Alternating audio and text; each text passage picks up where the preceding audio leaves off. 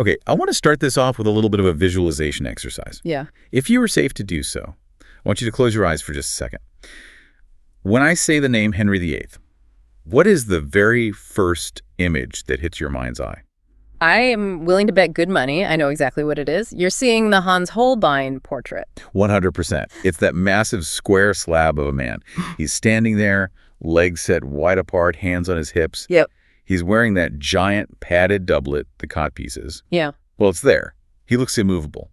He looks terrifying. He looks like a man who really, really enjoyed his dinner. Right. And let's be honest, he looks like a monster. That is the enduring image of the old Harry, the tyrant. The wife killer. The man who chopped off heads because he was in a bad mood or his leg hurt. But here's the thing about the stack of sources we are digging into today. That man, he didn't exist.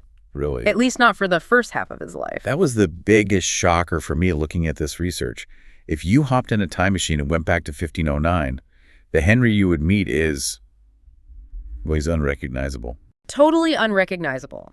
In 1509, Henry is 17 years old. He is 6'2", which, by the way, is absolutely gigantic for the 16th century. I mean, that's tall even now. Exactly. He has a 32-inch waist, reddish gold hair, and the Venetian ambassadors, who were not known for giving out compliments easily, they described him as the handsomest potentate in Europe. So a world away from the portrait. He's a musician, a linguist, a humanist scholar. He was basically the golden boy of Christendom. It's a complete 180 from the guy on the playing cards. And that is really the mission of today's conversation. We aren't just going to recite the nursery rhyme, divorced, beheaded, died, divorced, beheaded, survived. We've all heard that one. We need to figure out how that golden athlete morphed into the paranoid wreck in the wheelchair. Precisely. This is a psychological profile as much as it is a history lesson. We have to ask, was he always a monster hiding in a golden shell? Or was he a brilliant statesman who was tragically broken by circumstances, and perhaps by a massive brain injury? That's the question. And we have to talk about the state building, too, because amidst all the chaos and the wives, this guy basically invented the concept of modern England. He really did. We're talking about the King's Great Matter, the invention of the Royal Navy, the birth of the Postal Service, and the complete severance of England from the European power structure. Wow. This is the story of how one man's obsession with a male heir accidentally created a superpower. So let's go back to the very start. Greenwich Palace, 1491. Henry is born. But here's the kicker. He's not the main character, is he? No, and that is the crucial context for his entire psyche. Henry is the spare. The heir is his older brother, Arthur. Right. And in royal families, especially back then, the spare usually gets shipped off to a very specific career path, the church. That is such a fascinating thread in the research. The idea that Henry VIII, the man who eventually destroyed the Catholic Church in England, was actually trained to be a high-ranking churchman. The evidence is very strong for it. Because he wasn't destined for the throne, he received a theological education that was way, way above the pay grade of a normal prince. So he wasn't just learning how to ride horses and sign treaties. Not at all. He was learning how to debate scripture in Latin. He attended up to 5 or 6 masses a day. He composed his own masses. He wrote poetry. Which explains a lot about his later behavior. He wasn't a secular king trying to understand religion from the outside. No, he genuinely believed he knew better than the Pope because he had studied the texts. So he had that intellectual arrogance. The intellectual arrogance of a theologian. He could quote the Bible back at the cardinals. But there's another aspect to his childhood that the sources highlight, which is really important for his psychological development. What's that? The Spanish ambassadors noted that as a child he was, quote, kept like a girl. Now, we need to clarify that for the modern listener. They didn't mean he was wearing dresses or playing with dolls. No, of course not. In Tudor parlance, that phrase meant he was strictly protected. He was kept indoors. Sheltered. Deeply sheltered. He slept in his mother's room until he was quite old. He wasn't allowed to lead troops or go to Wales to learn governance like his brother Arthur did. You have to remember the Tudor dynasty was brand new. Right, they were the new kids on the block. His father, Henry VII, had won the crown on a battlefield at Bosworth. They were usurpers, essentially, or at least that's how their enemies saw them. So the king was terrified of assassination. Terrified. So Arthur was the golden boy sent off to rule, and Henry was the precious backup copy kept in a bubble, wrapped in cotton wool. Until the bubble bursts, 1502. The turning point. Arthur dies at Ludlow Castle. He's only 15 years old. The sources say sweating sickness. which sounds like a made-up disease from a fantasy novel, but it was terrifyingly real. It was a horror movie scenario. You'd wake up fine, maybe feeling a little apprehension, then you'd start sweating profusely, and you could be dead by dinner. That's horrifying. It wiped out entire towns. It took Arthur very quickly. And suddenly Henry, at just 10 years old, is the only thing standing between the Tudors and extinction. The pressure on a 10-year-old kid must have been immense. And the pressure from his father became suffocating. Henry VII, who is already a pretty grim guy, becomes deeply paranoid. He locks Henry down even tighter. So even less freedom. No jousting, no dangerous sports, no going out. Henry is essentially under house arrest for the rest of his adolescence. So he's got all this energy, all this education, and nowhere to put it. So when the old king finally dies in 1509, and Henry takes the throne at 17. It's like a cork popping from a champagne bottle. It's an explosion. The atmosphere in England was euphoric. A complete change. You have to understand, the old king, Henry VII, was a miser. He taxed everyone to death. He was dour. He was scary. The new king is young. He's rich. He's handsome.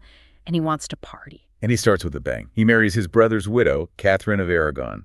Which was a smart move. It cemented the alliance with Spain, which was the superpower of the day.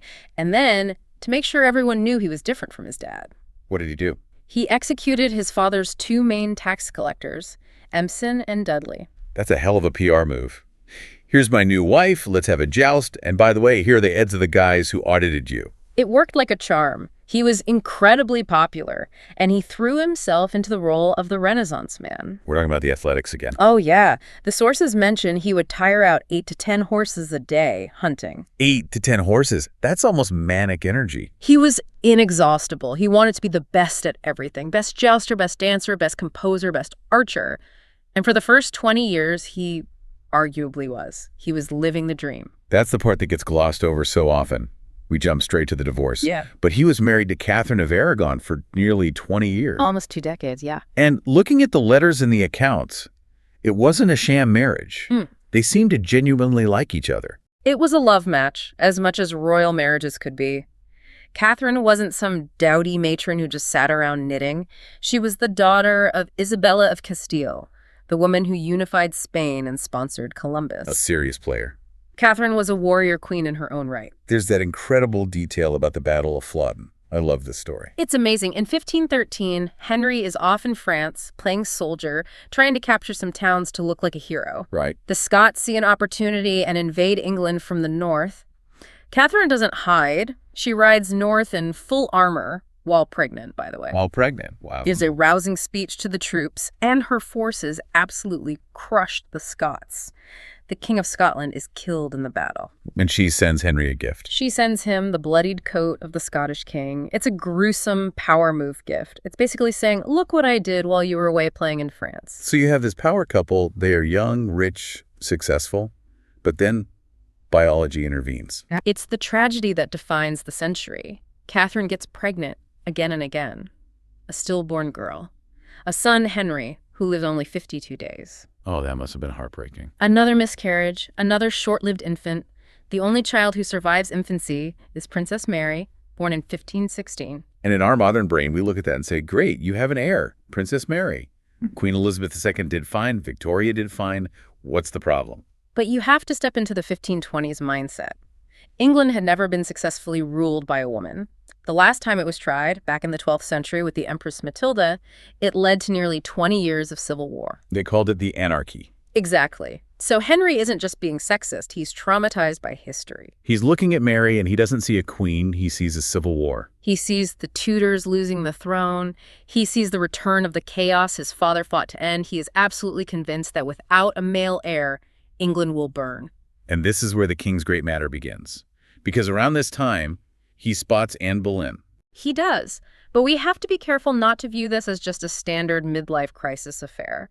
Henry had mistresses before. He had an illegitimate son, Henry Fitzroy, with a woman named Bessie Blount. Okay. But Anne was different. She was French-educated, incredibly sharp, and she played a very dangerous game.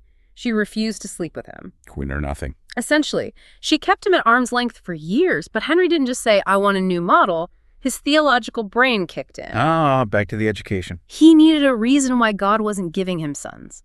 He went back to the Bible, specifically the book of Leviticus. If a man shall take his brother's wife, it is an unclean thing. They shall be childless. Henry latched on to that verse. He convinced himself, and this is key, he genuinely truly believed it, that the Pope had been wrong to allow him to marry Arthur's widow in the first place. He thought he was being punished by God. Yes, he believed God was punishing him. He wasn't leaving Catherine just because he was bored. He was leaving her because he was terrified for his soul. He thought he was living in sin. So he applies to the Pope for an annulment. Hey, you made a mistake, let's undo this. Normally, kings got what they wanted from popes, did they? Usually, yes. If you were a king and you wanted a new wife, the Pope usually found a loophole.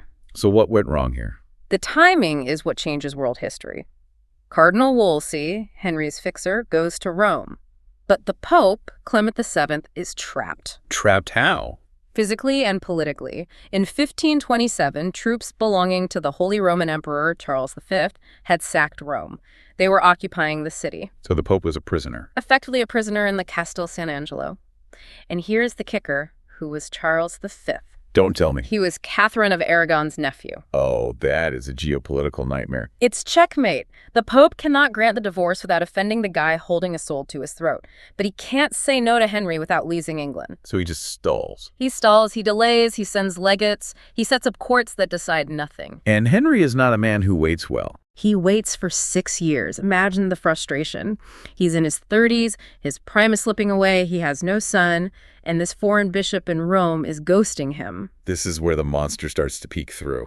It is. He destroys Wolsey for failing him. Wolsey, who had served him faithfully for decades, dies on his way to trial. And this power vacuum opens the door for a new breed of advisor. The scary, ruthless, bureaucratic types. Thomas Cromwell and Thomas Cranmer, and they whisper a radical idea in Henry's ear. If the Pope can't help you, why do you need a Pope? That is the spark of the English Reformation. And it wasn't about Martin Luther's theology initially. Henry actually hated Luther. He'd written a book attacking him. Right. The Pope had given Henry the title Defender of the Faith for that book. Which the British monarchs still use today. It's on the coins. FD, Fide, Defensor. The irony is unbelievable. It's so rich. Henry breaks with Rome not because he wants a new religion, but because he wants to be the boss. In 1534, they passed the Act of Supremacy. This is the revolution. The king is now the supreme head on earth of the Church of England. It's a total seizure of power. He fires the Pope, he nationalizes the church, and to enforce it, they pass the Treasons Act. And what did that do? It became punishable by death to call the king a heretic or to deny his supremacy. This is where we see the tyrant really stepping out. The body count starts to rise. Thomas More, his friend, his mentor, the guy who wrote Utopia. He's executed just for refusing to take the oath. For silence. Silence was treason. You couldn't just keep your head down anymore. You had to actively agree. And once Henry declared himself head of the church, he looked around and saw the monasteries. The dissolution of the monasteries. Now, the religious justification was that they were corrupt, right? That the monks were living in luxury. That was the propaganda. And sure, some were corrupt, but let's be real, it was a heist. A heist. A massive legalized bank robbery. The monasteries owned a huge percentage of the land in England. They were incredibly wealthy. Henry was broke from his wars and his palaces. He saw a piggy bank he could smash. So Cromwell organizes the seizure. They shut down 800 religious houses in 4 years. And the destruction was visceral. We have reports from the Shrine of St. Cuthbert at Durham. They didn't just close it. They stripped the gold, the jewels, and they even melted down the lead roofs. Just for the raw materials. They used the lead to make bullets or just sold it. It was cultural vandalism on a scale we can barely comprehend. Libraries were destroyed. Art was burned. And the people didn't just take it lying down. We have the Pilgrimage of Grace in 1536. This is the moment Henry almost lost everything. 40,000 rebels marched in the north of England. 40,000? That's a huge army. They weren't just peasants with pitchforks. They were led by gentry. They had military organization. They outnumbered the king's army significantly.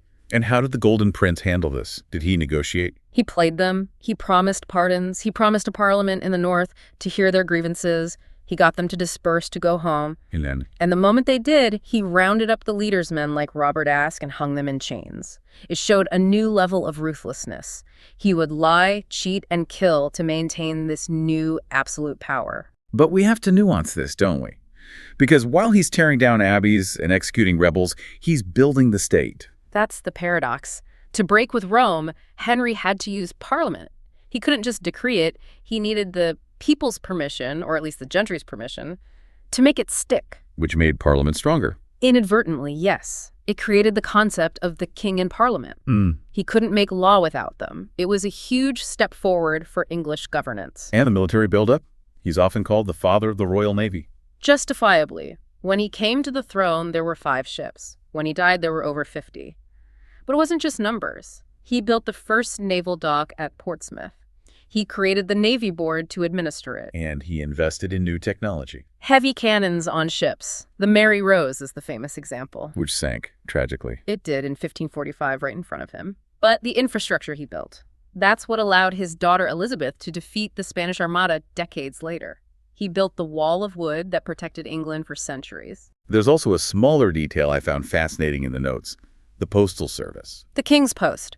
Before Henry, if you wanted to send a letter, you hired a private guy and hoped he didn't get robbed. So unreliable. Very. Henry appointed a master of posts to ensure that towns along the Great North Road kept fresh horses ready for royal couriers.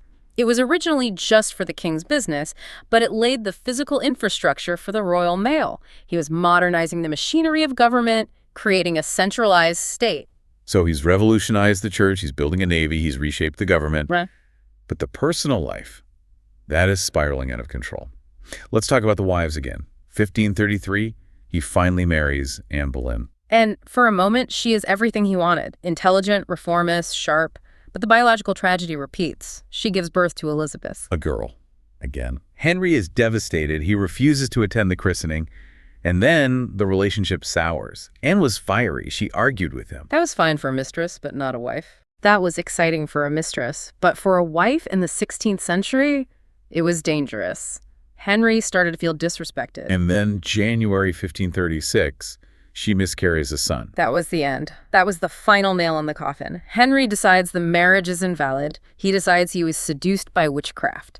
He needs a way out, and he needs it fast. And Cromwell, the fixer, provides one. The charges against Anne were horrific. Adultery with 5 men, including, and this is the sickest part, incest with her own brother, George Boleyn.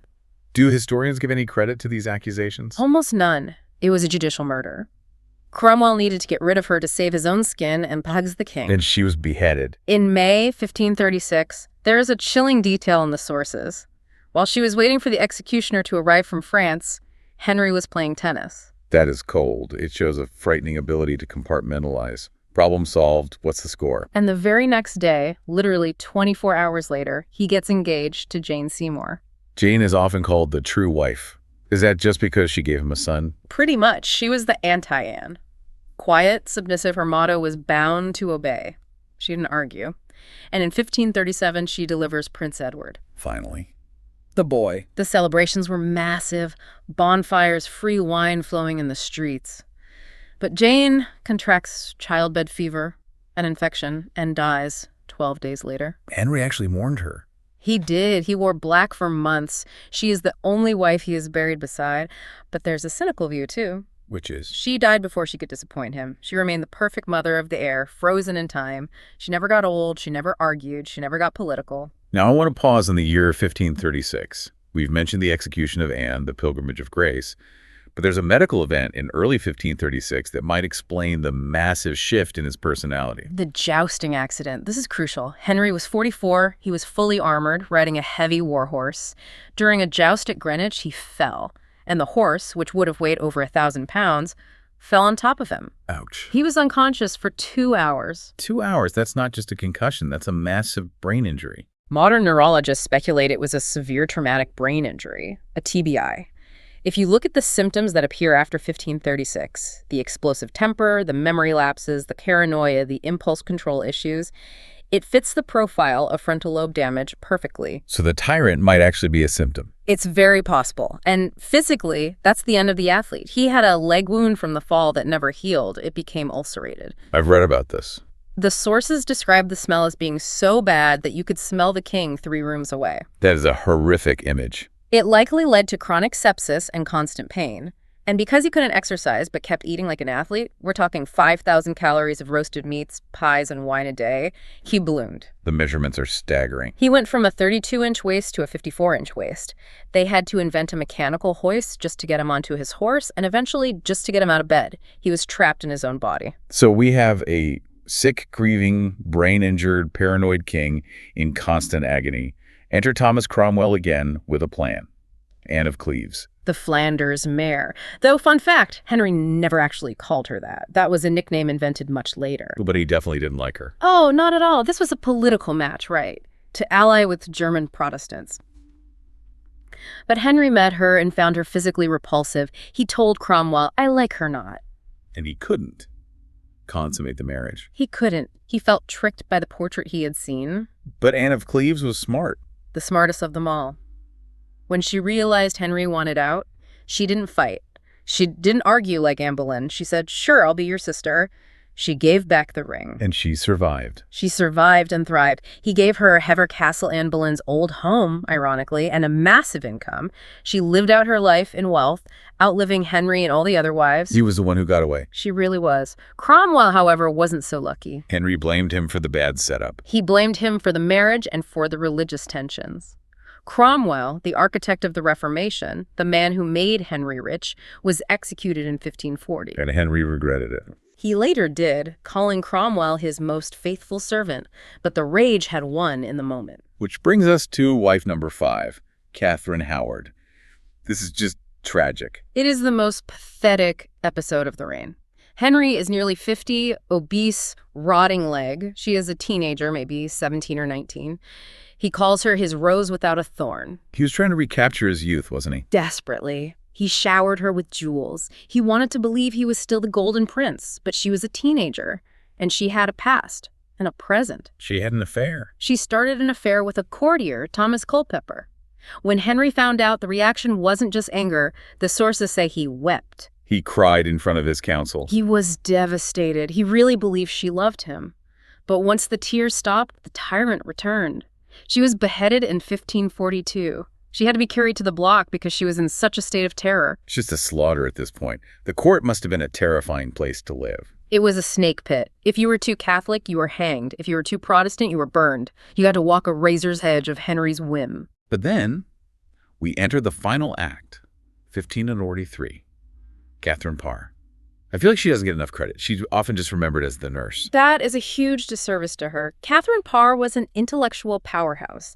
She was the first woman in England to publish a book under her own name. Wow. She was a committed reformer. She wasn't just changing his bandages. She was influencing his mind. She actually argued religion with Henry, didn't she?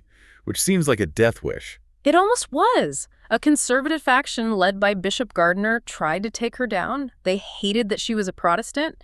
They actually drew up an arrest warrant for the Queen for heresy. How did she survive? Someone tipped her off.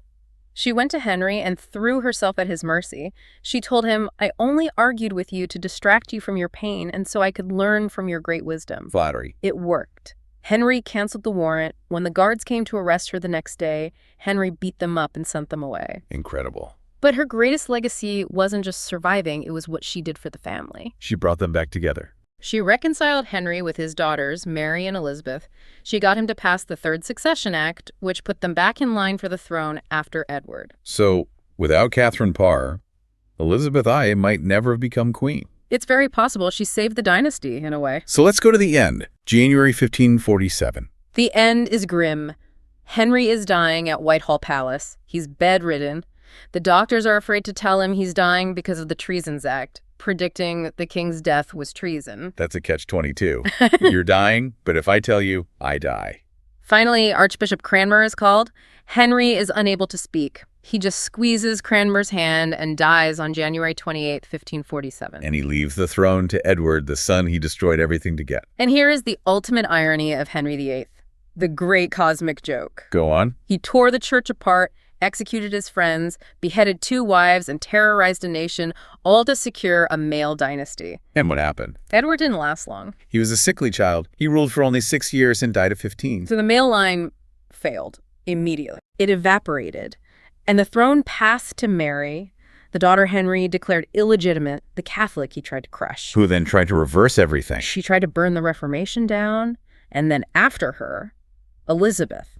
The unwanted daughter. The daughter of the whore Anne Boleyn. She picked up the pieces. She reigned for 45 years. She secured the Reformation. She defeated the Spanish Armada. She became one of the greatest monarchs in English history. The son was a footnote. The daughter was the legend. Exactly. Henry's obsession was totally futile, but in his pursuit of that futile goal, he accidentally created the modern English state. It's a lesson in the law of unintended consequences. And a lesson that absolute power doesn't protect you from human frailty. So what's the takeaway here for the listener? When they look at that Holbein painting now, what should they see? Don't just see the fat tyrant. See the tragedy. See the brilliant young man who got lost. See the fear behind the eyes. He was a man who wanted to be God, but couldn't escape being human. A builder and a destroyer? Well, that is a lot to process, from the golden athlete to the rot in the coffin. It's the ultimate cautionary tale of power. If you found the twists and turns of Henry's reign fascinating, from the court intrigues to the battlefields, make sure you don't miss our next deep exploration into the giants of the past. We have so many more stories of power and history to uncover. Please take a moment to like this video and subscribe to the History Titans channel. It helps us keep the history books open and bring these stories to life for you. Share this with a friend who thinks they know Henry VIII. There's always more to learn. Thanks for listening.